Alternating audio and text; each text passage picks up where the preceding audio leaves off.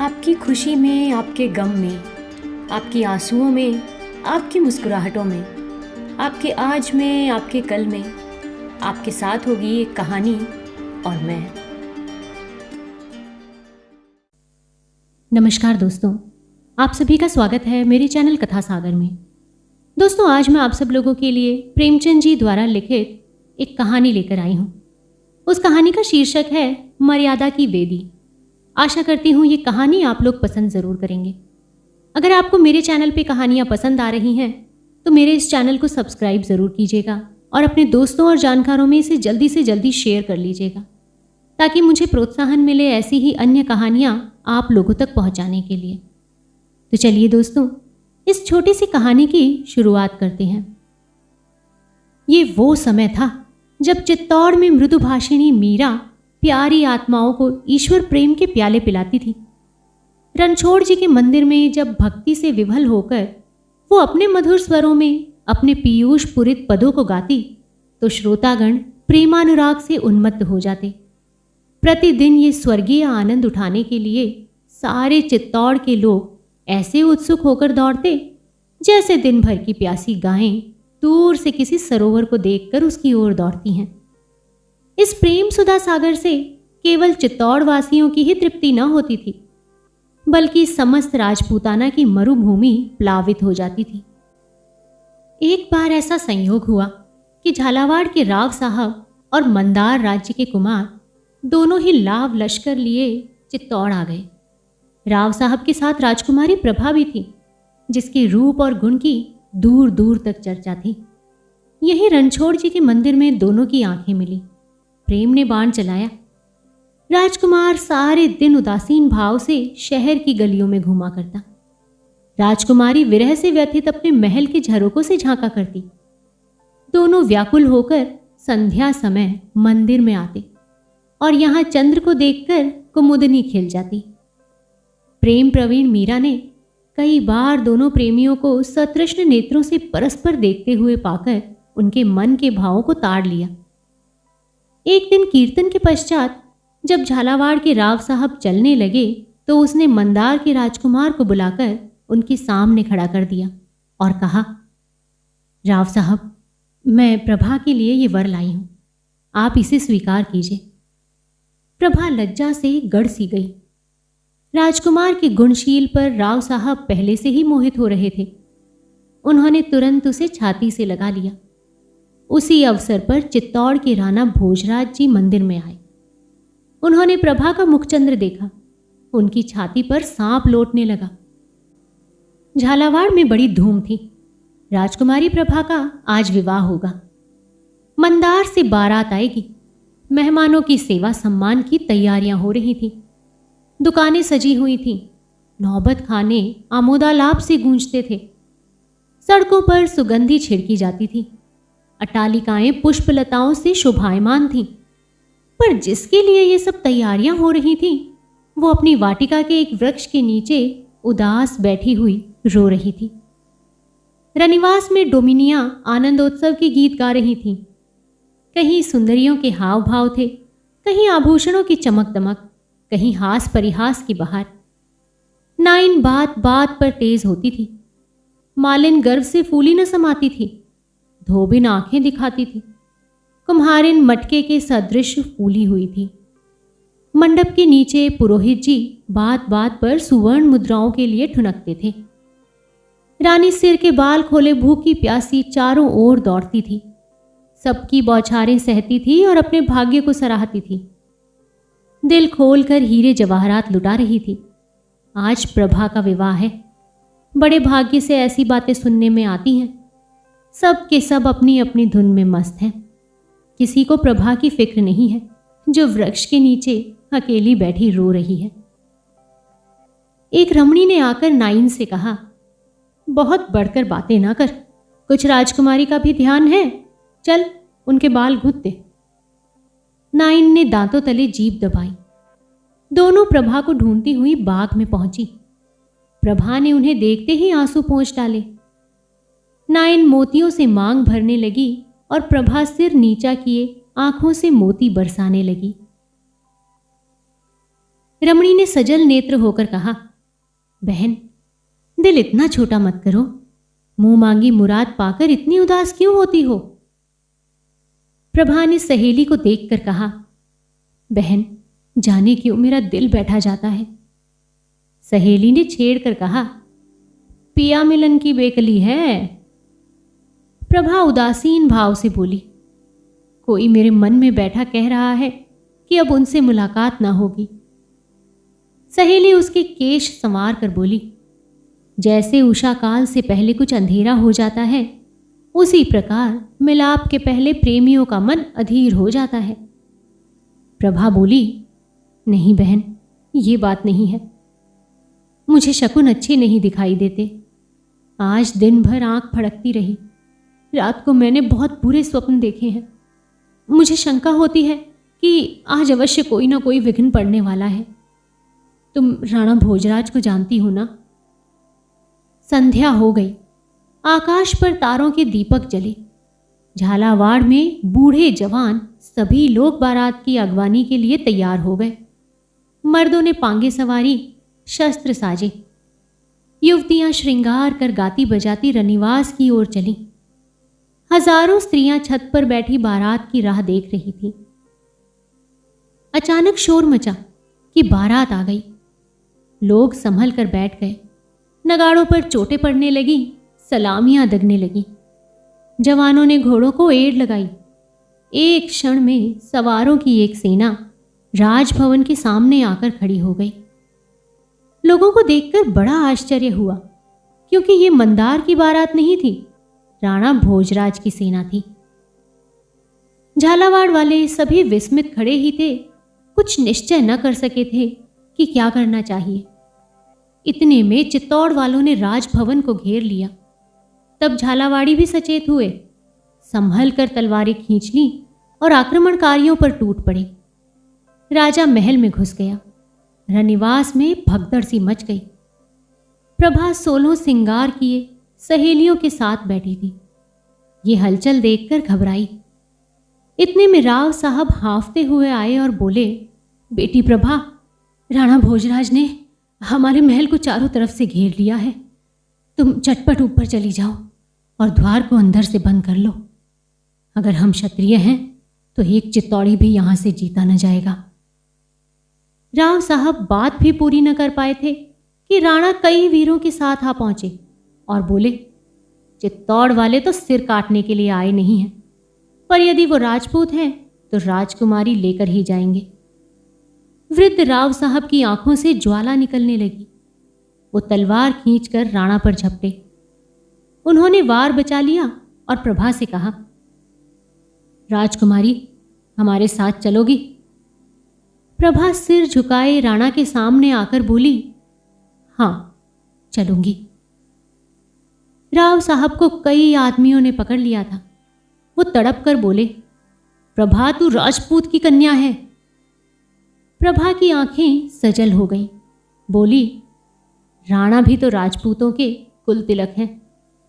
राव साहब ने क्रोध में आकर कहा, निर्लज्ज!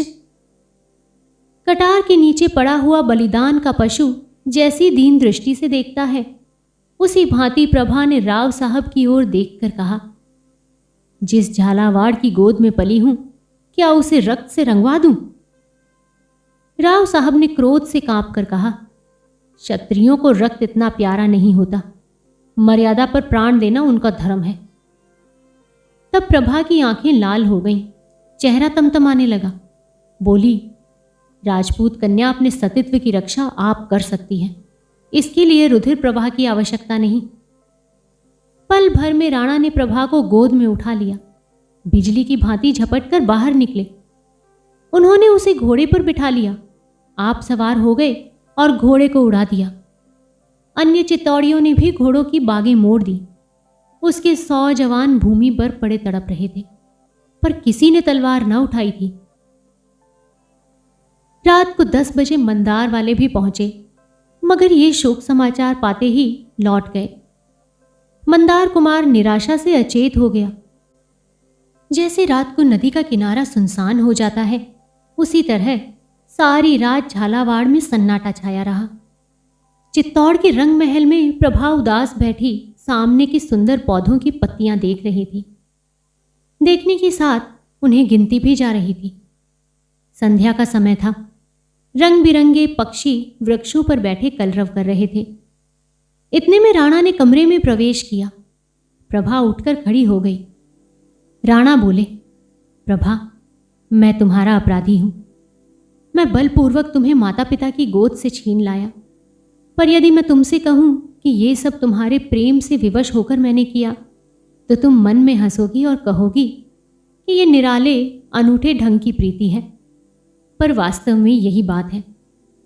जब से मैंने रणछोड़ जी के मंदिर में तुमको देखा, तब से क्षण भी ऐसा नहीं बीता कि मैं तुम्हारी सुधि में विकल न रहा हूं।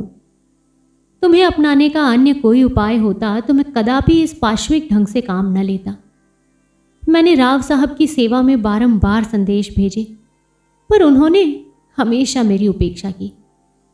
अंत में जब तुम्हारे विवाह की अवधि आ गई और मैंने देखा कि एक ही दिन में तुम दूसरे की प्रेम पात्री हो जाओगी और तुम्हारा ध्यान करना भी मेरी आत्मा को दूषित करेगा, तो लाचार होकर मुझे ये अनीति करनी पड़ी। मैं जानता हूं कि यह सर्वथा मेरी स्वार्थांता है। मैंने अपने प्रेम के सामने तुम्हारे मनोगत भावों को कुछ भी न समझा, पर प्रेम स्वयं एक बढ़ी हुई स्वार्थ पड़ता है। जब मनुष्य को अपने प्रियतम के सिवाय और कुछ नहीं सूझता, कुछ नहीं दिखता। मुझे पूरा विश्वास था कि मैं अपने विनीत भाव और प्रेम से तुमको अपना लूंगा। प्रभा, प्यास से मरता हुआ मनुष्य यदि किसी गड्ढे में मुंह डाल दे तो वो दंड का भागी नहीं है। मैं प्रेम का प्यासा हूं। मीरा मेरी सहधर्मिणी है। उसका हृदय प्रेम का आघात सागर है। उसका एक चुल्लू भी मुझे उन्मत्त करने के लिए काफी था। पर जिस हृदय में ईश्वर का वास हो, वहां मेरे लिए स्थान कहां? तुम शायद कहोगी कि यदि तुम्हारे सिर पर प्रेम का भूत सवार था, तो क्या सारे राजपूताने में स्त्रियां न थीं? निसंदेह ही राजपूताने में सुंदरता का कोई अभाव नहीं है, और न चित्तौड़ाधिपति की ओर से विवाह की बातचीत किसी के अनादर का कारण हो सकती है। पर इसका जवाब तुम आप ही हो। इसका दोष तुम्हारे ऊपर ही है। राजस्थान में एक ही चित्तौड़ है, एक ही राणा और एक ही प्रभा। संभव है मेरे भाग्य में प्रेमानंद भोगना ना लिखा हो। ये मैं अपने कर्म लेख को मिटाने का थोड़ा सा प्रयत्न कर रहा हूं, परंतु भाग्य के अधीन बैठे रहना पुरुषों का काम नहीं।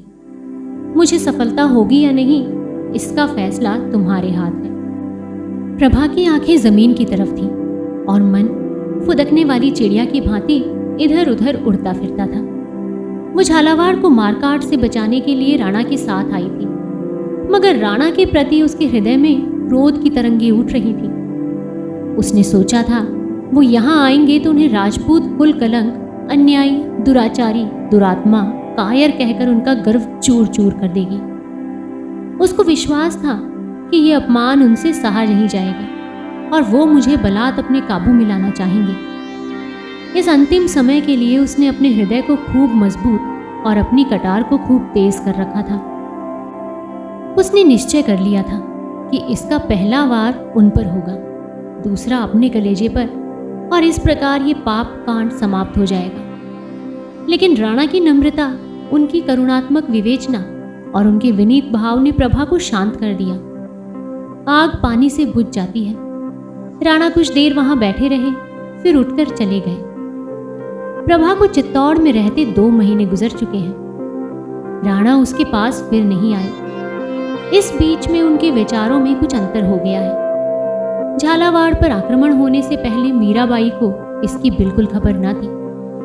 राणा ने इस प्रस्ताव को गुप्त रखा था, किंतु अब मीराबाई प्रायः उन्हें इस दुराग्रह पर लज्जित किया करती है, और धीरे धीरे राणा को भी विश्वास होने लगा है कि प्रभा इस तरह काबू में नहीं आ सकती। उन्होंने उसके सुख विलास की सामग्री एकत्र करने में कोई कसर नहीं रखी, लेकिन प्रभा उनकी तरफ आंख उठाकर भी नहीं देखती। राणा प्रभा की दासियों से नित्य का समाचार पूछा करते हैं और उन्हें रोज वही निराशापूर्ण वृतांत सुनाई देता है। मुरझाई हुई कली किसी भांति नहीं खिलती, अतएव उनको कभी कभी अपने इस दुस्साहस पर पश्चाताप होता है। वो पछताते हैं कि मैंने व्यर्थ ही यह अन्याय किया। लेकिन फिर प्रभा का अनुपम सौंदर्य नेत्रों के सामने आ जाता है और वो अपने मन को इस विचार से समझा लेते हैं कि इस सगर्वा सुंदरी का प्रेम इतनी जल्दी परिवर्तित नहीं हो सकता। निस्संदेह मेरा मृदु व्यवहार भी कभी न कभी अपना प्रभाव दिखलाएगा। प्रभा सारे दिन अकेली बैठी बैठी उकताती और झुंझलाती थी। उसके विनोद के निमित्त कई गाने वाली स्त्रियां नियुक्त थीं। राग रंग से उसे अरुचि हो गई थी। वो प्रतिक्षण चिंताओं में डूबी रहती थी। राणा के नम्र भाषण का प्रभाव अब मिट चुका था और उसकी अमानुषिक वृत्ति अब फिर यथार्थ रूप में दिखाई देने लगी थी।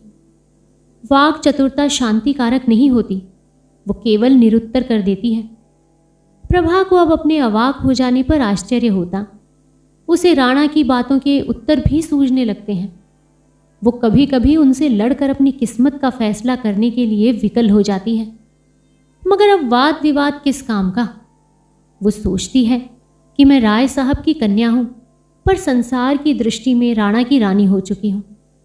अब अगर मैं इस कैद से छूट भी जाऊं तो मेरे लिए कहाँ ठिकाना है, कैसे मुंह दिखाऊंगी मैं। इससे केवल मेरे वंश का ही नहीं वरन समस्त राजपूत जाति का नाम डूब जाएगा। मंदार कुमार मेरे सच्चे प्रेमी हैं, मगर क्या वो मुझे अंगीकार करेंगे? और यदि वो निंदा की परवाह ना करके मुझे ग्रहण भी कर लें तो उनका मस्तक सदा के लिए नीचा हो जाएगा और कभी न कभी उनका मन मेरी तरफ से फिर जाएगा। वो मुझे अपने कुल का कलंक समझने लगेंगे। या यहां से किसी तरह भाग जाऊं मैं, लेकिन भागकर जाऊंगी कहां? बाप के घर, वहां अब मेरी पैठ नहीं। मंदार कुमार के पास, इसमें उनका अपमान है और मेरा भी। तो क्या भिखारिन बन जाऊं? इसमें भी जग हंसाई होगी और न जाने प्रबल भावी किस मार्ग पर ले जाए। एक अबला स्त्री के लिए सुंदरता प्राणघातक यंत्र से कम नहीं। ईश्वर वो दिन ना आए कि मैं क्षत्रिय जाति का कलंक बनूं। क्षत्रिय जाति ने मर्यादा के लिए पानी की तरह रक्त बहाया है। उनकी हजारों देवियां पर पुरुष का मुंह देखने के भय से सूखी लकड़ी के समान जल मरी हैं। हे ईश्वर, वो घड़ी ना आए कि मेरे कारण किसी राजपूत का सिर लज्जा से नीचा हो। नहीं, मैं इसी कैद में मर जाऊंगी। राणा के अन्याय सहूंगी, जलूंगी, मरूंगी, पर कंठ के बाहर उसका नाम ना निकालूंगी। एक दिन झुंझलाकर उसने राणा को बुला भेजा। वो आए। उनका चेहरा उतरा था। वो कुछ चिंतित से थे। प्रभा कुछ कहना चाहती थी, पर उनकी सूरत देखकर उसे उन पर दया आ गई। उन्होंने उसे बात करने का अवसर न देकर स्वयं कहना शुरू किया। प्रभा, तुमने आज मुझे बुलाया है, ये मेरा सौभाग्य है। तुमने मेरी सुधि तो ली है, मगर ये मत समझना कि मैं मृदुवाणी सुनने की आशा लेकर आया हूं। ना ही मैं जानता हूं जिसके लिए तुमने मुझे बुलाया है। ये लो, तुम्हारा अपराधी तुम्हारे सामने खड़ा है। उसे तुम जो दंड देना चाहो वो दो। मुझे अब तक आने का साहस ना हुआ, इसका कारण यही दंड का भय था। तुम शतराणी हो और शतराणियां क्षमा करना नहीं जानती। झालावाड़ में जब तुम मेरे साथ आने पर स्वयं उद्वत हो गई तो मैंने उसी क्षण तुम्हारे जौहर परख लिए। मुझे मालूम हो गया था कि तुम्हारा हृदय बल और विश्वास से भरा हुआ है, उसे काबू में लाना सहज नहीं। तुम नहीं जानती कि ये एक मांस मैंने किस तरह काटा है। तड़प तड़प कर मर रहा हूं, पर जिस तरह शिकारी बिफरी हुई सिन्हनी के सम्मुख जाने से डरता है, वही दशा मेरी थी। मैं कई बार आया, यहां तुमको उदास त्योरियां चढ़ाए बैठे देखा। मुझे अंदर पैर रखने का साहस तक न हुआ, मगर आज मैं बिना बुलाया मेहमान नहीं हूं। तुमने मुझे बुलाया है और तुम्हें अपने मेहमान का स्वागत करना चाहिए। हृदय से न सही, जहां अग्नि प्रज्वलित हो वहां ठंडक, कहीं बातों से ही सही, अपने भावों को दबाकर ही सही मेहमान का स्वागत करो। संसार में शत्रु का आदर मित्रों से भी अधिक किया जाता है। प्रभा, एक क्षण के लिए क्रोध को शांत करो और मेरे अपराधों पर विचार करो। तुम मेरे ऊपर यही दोषारोपण कर सकती हो कि मैं तुम्हें माता पिता की गोद से छीन लाया। तुम जानती हो कृष्ण भगवान रुक्मिणी को हर लाए थे। राजपूतों में ये कोई नई बात नहीं है। तुम कहोगी इससे झालावाड़ वालों का अपमान हुआ, पर ऐसा कहना कदापि ठीक नहीं। झालावाड़ वालों ने वही किया जो मर्दों का धर्म था। उनका पुरुषार्थ देखकर हम चकित हो गए। यदि वो कृतकार्य नहीं हुए तो ये उनका दोष नहीं। वीरों की सदैव जीत नहीं होती। हम इसलिए सफल हुए कि हमारी संख्या अधिक थी और हम काम के लिए तैयार होकर गए थे। वो निशंक थे, इस कारण उनकी हार हुई। यदि हम वहां से शीघ्र ही प्राण बचाकर भाग न आते तो हमारी गति वही होती जो राव साहब ने कही थी। एक भी चित्तौड़ी ना बचता। लेकिन ईश्वर के लिए ये मत सोचो कि मैं अपने अपराध के दूषण को मिटाना चाहता हूं। नहीं, मुझसे अपराध हुआ है और मैं हृदय से उस पर लज्जित हूं। पर अब तो जो कुछ होना था वो हो चुका है। अब इस बिगड़े हुए खेल को मैं तुम्हारे ऊपर छोड़ता हूं। यदि मुझे तुम्हारे हृदय में कोई स्थान मिले तो मैं उसे स्वर्ग समझूंगा। डूबते हुए को तिनके का सहारा भी बहुत है। क्या ये संभव है? प्रभा बोली, नहीं। राणा, झालावाड़ जाना चाहती हो? प्रभा, नहीं। राणा, मंदार के राजकुमार के पास भेज दूं? प्रभा, कदापि नहीं। राणा, लेकिन मुझसे ये तुम्हारा कुढ़ना नहीं देखा जाता। प्रभा, आप इस कष्ट से शीघ्र ही मुक्त हो जाएंगे। राणा ने भयभीत दृष्टि से देखकर कहा, जैसी तुम्हारी इच्छा। और वो वहां से उठकर चले गए। रात के 10 बजे का समय था। रणछोड़ जी के मंदिर में कीर्तन समाप्त हो चुका था और वैष्णव साधु बैठे हुए प्रसाद पा रहे थे। मीरा स्वयं अपने हाथों से थाल ला लाकर उनके आगे रखती थी। साधुओं और अभाग्यताओं के आदर सत्कार में उस देवी को आत्मिक आनंद प्राप्त होता था। साधुगण जिस प्रेम से भोजन करते थे उससे ये शंका होती थी कि स्वादपूर्ण वस्तुओं में कहीं भक्ति भजन से भी अधिक सुख तो नहीं है। ये सिद्ध हो चुका है कि ईश्वर की दी हुई वस्तुओं का सदुपयोग ही ईश्वरोपासना की मुख्य रीति है। इसीलिए ये महात्मा लोग उपासना के ऐसे अच्छे अवसरों को क्यों खोते? वो कभी पेट पर हाथ फेरते और कभी आसन बदलते थे। मुंह से नहीं कहना तो वो घोर पाप के समान समझते थे। ये भी मानी हुई बात है कि जैसी वस्तुओं का हम सेवन करते हैं वैसी ही आत्मा भी बनती है। इसलिए वो महात्मागण घी और खोए से उदर को खूब भर रहे थे। पर उन्हीं में एक महात्मा ऐसे भी थे जो आंखें बंद किए ध्यान में मगन थे। थाल की ओर ताकते भी न थे। इनका नाम प्रेमानंद था। ये आज ही आए थे। उनके चेहरे पर कांति झलकती थी। अन्य सभी साधु खाकर उठ गए, परंतु उन्होंने थाल को छुआ भी नहीं। मीरा ने हाथ जोड़कर कहा, महाराज, आपने प्रसाद को छुआ भी नहीं। दासी से कोई अपराध तो नहीं हुआ? साधु, नहीं, मेरी इच्छा नहीं थी। मीरा, पर मेरी विनय आपको माननी पड़ेगी। साधु, मैं तुम्हारी आज्ञा का पालन करूंगा तो तुमको भी मेरी एक बात माननी होगी। मीरा, कहिए क्या आज्ञा है? साधु, माननी पड़ेगी। मीरा, मानूंगी। साधु, वचन देती हो? मीरा, वचन देती हूं, आप प्रसाद पाएं।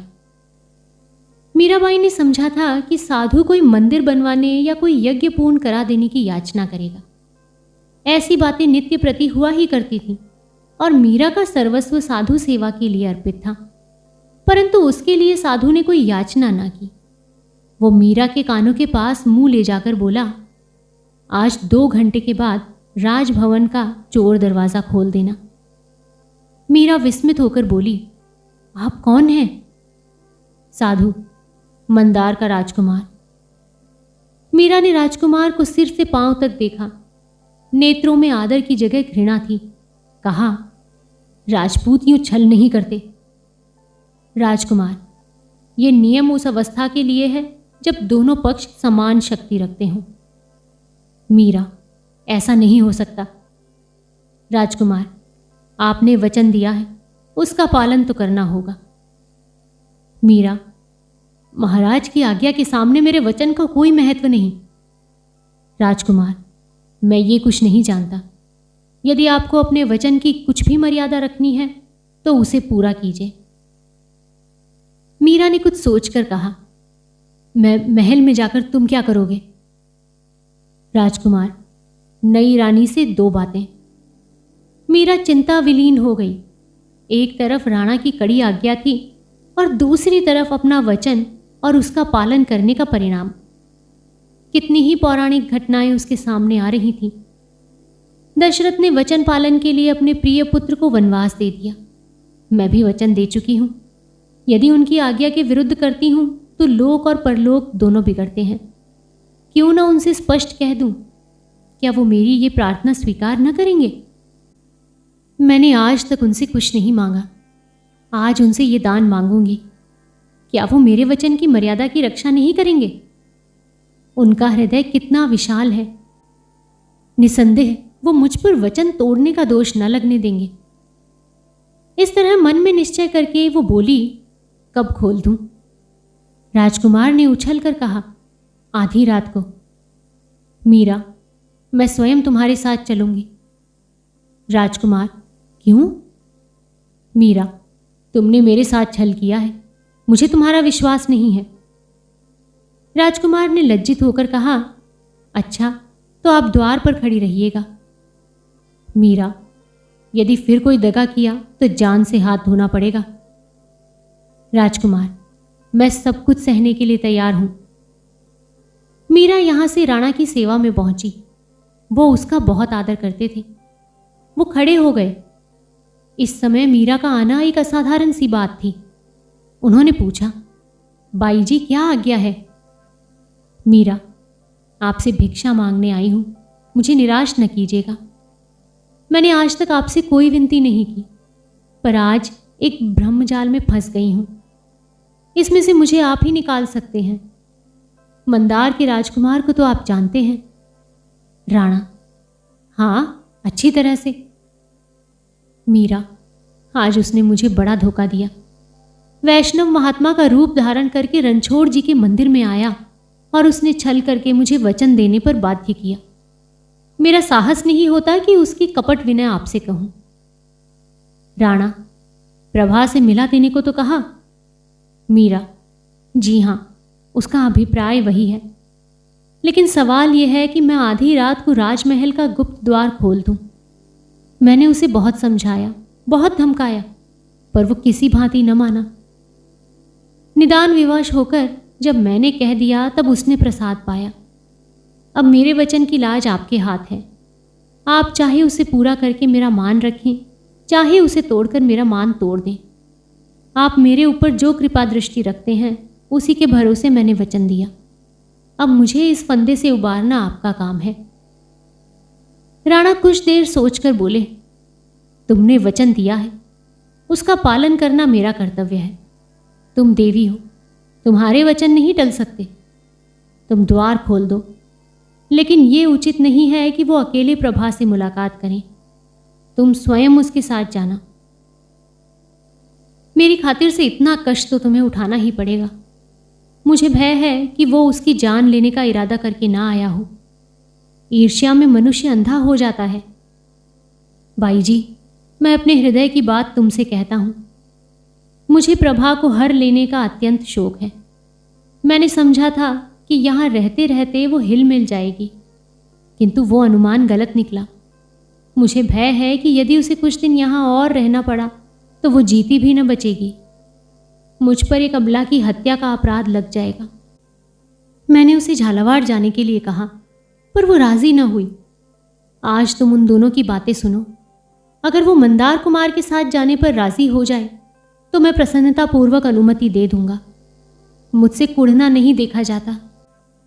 ईश्वर अगर इस सुंदरी का हृदय मेरी ओर फेर देता तो मेरा जीवन सफल हो जाता, किंतु जब ये सुख भाग्य में लिखा ही नहीं है तो क्या वश है। मैंने तुमसे ये बातें कही, इसके लिए मुझे क्षमा करना। तुम्हारे पवित्र हृदय में ऐसे विषयों के लिए स्थान कहाँ। मीरा ने आकाश की ओर संकोच से देखकर कहा, तो मुझे आज्ञा है, मैं चोर द्वार खोल दूं। राणा, तुम इस घर की स्वामिनी हो, मुझसे पूछने की जरूरत नहीं।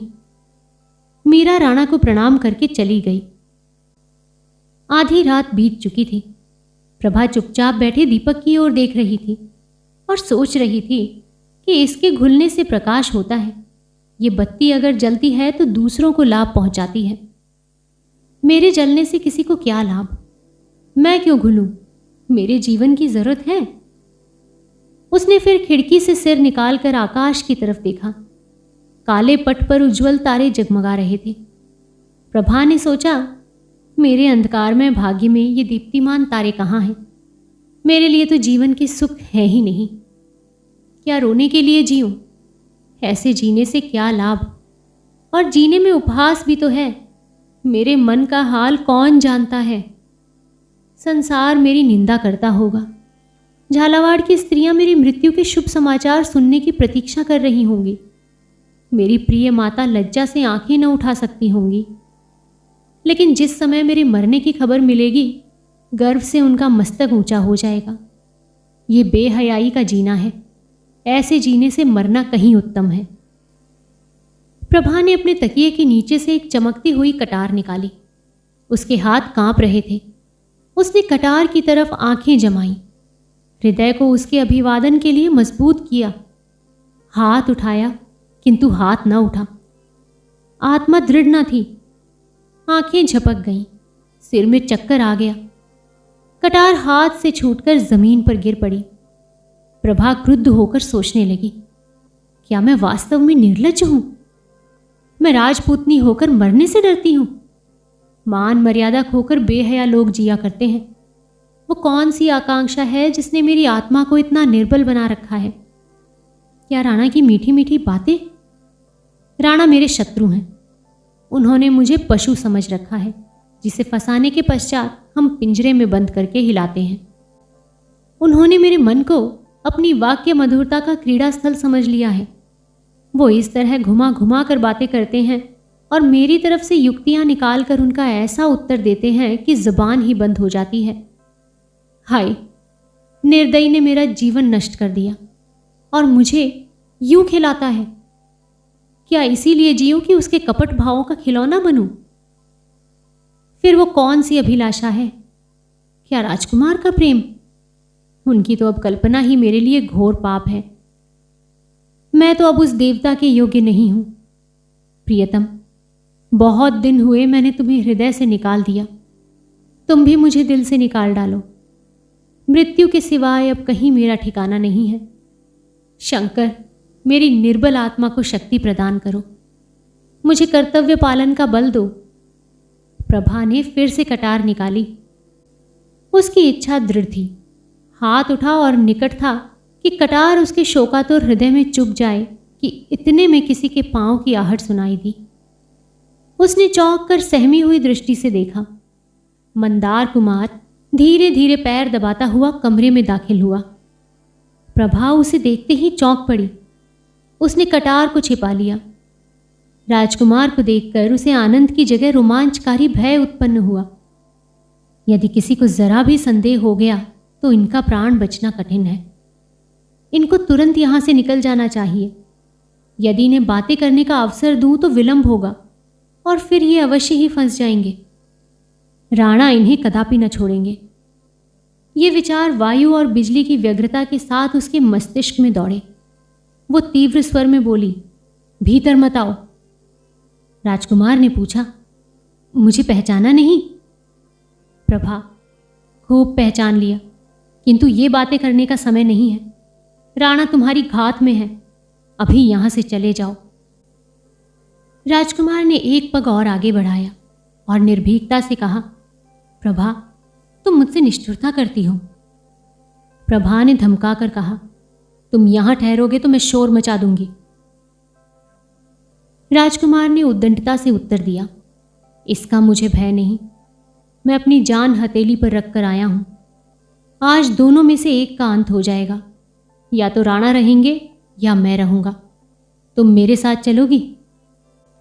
प्रभा ने दृढ़ता से उत्तर दिया, नहीं। राजकुमार व्यंग्य भाव से बोला, क्यों? क्या चित्तौड़ की जलवायु पसंद आ गई? प्रभा ने राजकुमार की ओर तिरस्कृत नेत्रों से देखकर कहा, संसार में अपनी सब आशाएं पूरी नहीं होती। जिस तरह यहां मैं अपना जीवन काट रही हूं वो मैं ही जानती हूं, किंतु लोक निंदा भी तो कोई चीज है। संसार की दृष्टि में मैं चित्तौड़ की रानी हो चुकी हूं। अब राणा जिस भांति रखे उसी भांति रहूंगी। मैं अंत समय तक उनसे घृणा करूंगी, जलूंगी, कुढ़ूंगी। जब जलन न सही जाएगी तो विष खा लूंगी या छाती में कटार मारकर मर जाऊंगी, लेकिन इसी भवन में, इस घर के बाहर कदापि पैर न रखूंगी। राजकुमार के मन में संदेह हुआ कि प्रभा पर राणा का वशीकरण मंत्र चल गया। ये मुझसे अवश्य छल कर रही है। प्रेम की जगह ईर्ष्या पैदा हुई। वो उसी भाव से बोला, और यदि मैं यहां से उठा ले जाऊं? प्रभा के तेवर बदल गए। बोली, तो मैं वही करूंगी जो ऐसी अवस्था में शतरानियां किया करती हैं।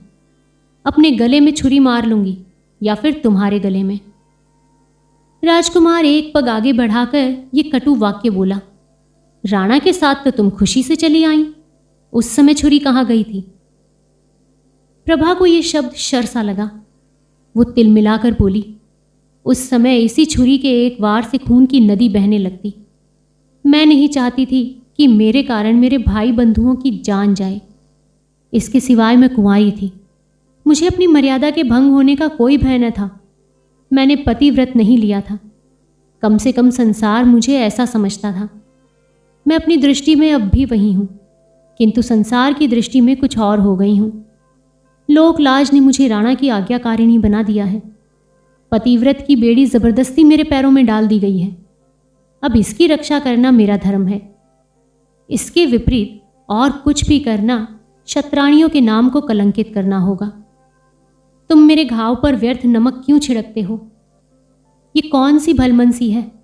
मेरे भाग्य में जो कुछ बदा है वो भोग रही हूं। मुझे भोगने दो और तुमसे विनय करती हूं कि तुम शीघ्र यहां से चले जाओ। राजकुमार एक पग और बढ़ाकर दुष्ट भाव से बोला, प्रभा, यहां आकर तुम त्रिया चरित्र में निपुण हो गई हो। तुम मेरे साथ विश्वासघात करके अब धर्म की आड़ ले रही हो। तुमने मेरे प्रणय को पैरों तले कुचल दिया और अब मर्यादा का बहाना ढूंढ रही हो। मैं इन नेत्रों से राणा को तुम्हारे सौंदर्य पुष्प का भ्रमर बनते नहीं देख सकता। मेरी कामनाएं मिट्टी में मिलती हैं तो तुम्हें लेकर जाएंगी। यदि मेरा जीवन नष्ट होता है तो उसके पहले तुम्हारे जीवन का भी अंत होगा। तुम्हारी बेवफाई का यही दंड है।